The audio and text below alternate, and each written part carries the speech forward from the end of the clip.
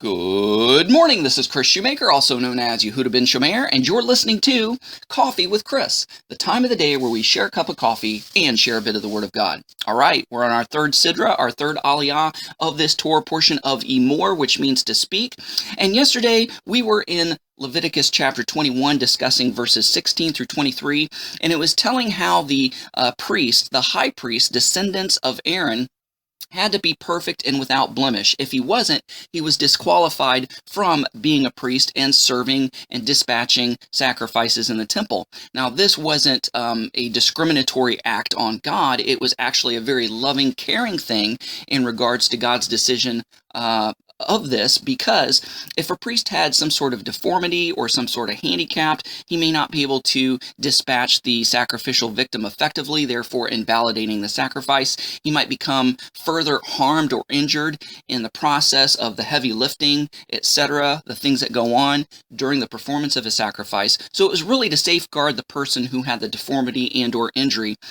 We also learned that though he wasn't allowed to perform the function of a high priest, he was still allowed to eat of the sacrificial offerings, which was his inheritance as a high priest and being a descendant of Aaron. So the high priest had to mirror the perfection of God by he himself being perfect. And so we see this mirror image also in today's passage. In Leviticus chapter 22, verses 21 through 25, we also see that the sacrifices themselves have to be perfect. So it's like a mirror type image, because the high priest and the sacrifices both represent God.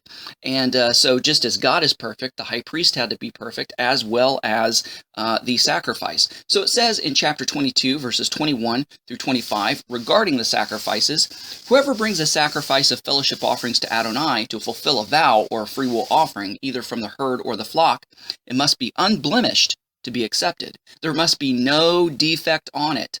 The blind, injured, maimed, having an abnormal growth or festering or running sore are not to be offered to Adonai or given as an offering by fire on the altar of Adonai.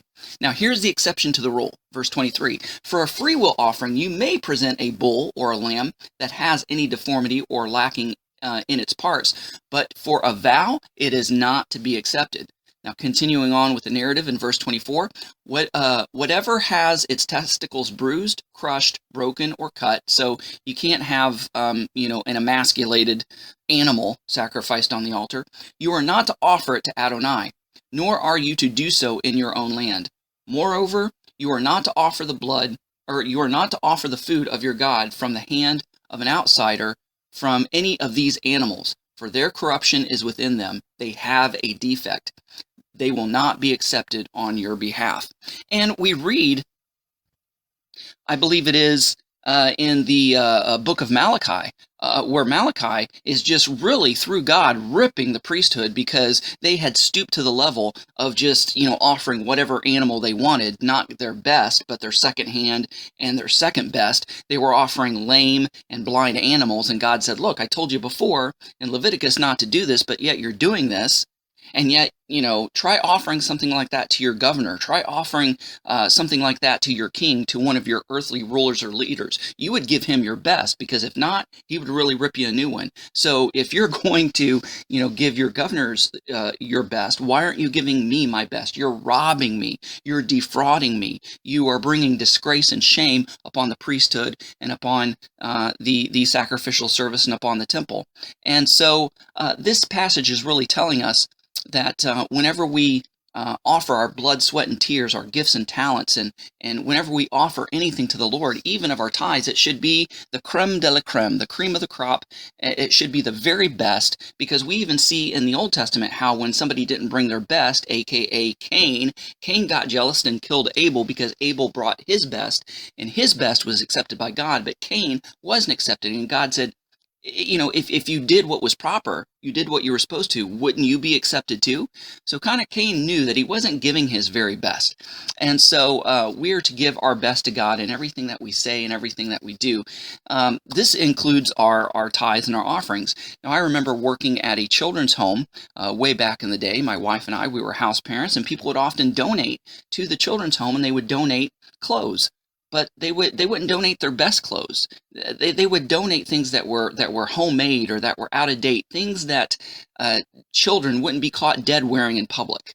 Not that these children weren't too good for that, but at the same time, you're not going to do something that's going to make yourself stick out like a sore thumb and invite ridicule and teasing upon yourself.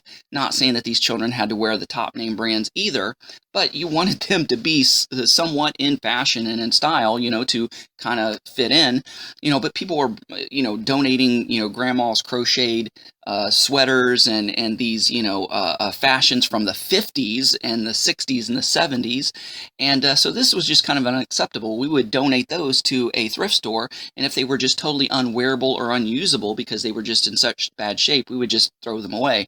And so people, even when they were giving to God through the children's home, a lot of times people weren't giving their best. They were likely saving their best clothes for the yard sales to get a pretty penny off of them. But this should be a lesson to us that whatever we do, whatever we donate to God's service, and whatever we say or do, whether it's gifts, talents, or even material goods, it should be our very best. So let's keep that in mind. Guys, thanks so much for listening. Go out there and have a great day. Shalom and God bless.